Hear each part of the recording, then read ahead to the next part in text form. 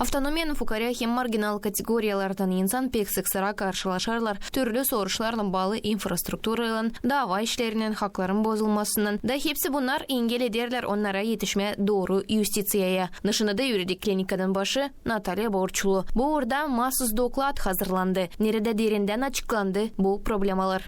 Мы ссылались на статистику и информацию, предоставленную Офисом народного адвоката, потому что у них тоже очень богатая практика, и они поделились с нами информацией о том, с какими проблемами приходят бенефициары.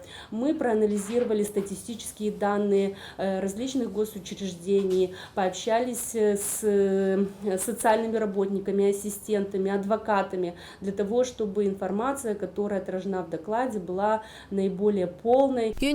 Aspektları hem problemaları anglar yazdırıldılar. Dokladta açıkladı press-konferensiyada Komrat Halk Advokatın temsilciliğin başı Svetlana Mironova. O haberledi. Hani dokladın kurulmasının vaktinde derinden analiz yapıldı. Bu soruşlar halizden kolaylıksız insanlara bırakmırlar doğru юстицияя yetişme. Как это не парадоксально и не прискорбно, сразу хотелось бы отметить, но нужно озвучить цифры, что по всем, это не только наши цифры, это по всем данным докладов всех социологических опросов, минимум 1/10 часть населения региона входит в категорию лиц уязвимых либо маргинализированных. Uzman tanışınadan dava işlerin geçirilmesi başka günlere hep zorluk getirirler. İnsan çok harcanır, yollarda gezmediğini, hem de kimi insanlar için pek harcınıklı çıkar. Finans aspekti engelidir fukara insanlara, юристлара danışma. Особенно с учетом сегодняшней социально-экономической ситуации, мы прекрасно понимаем, что для того, чтобы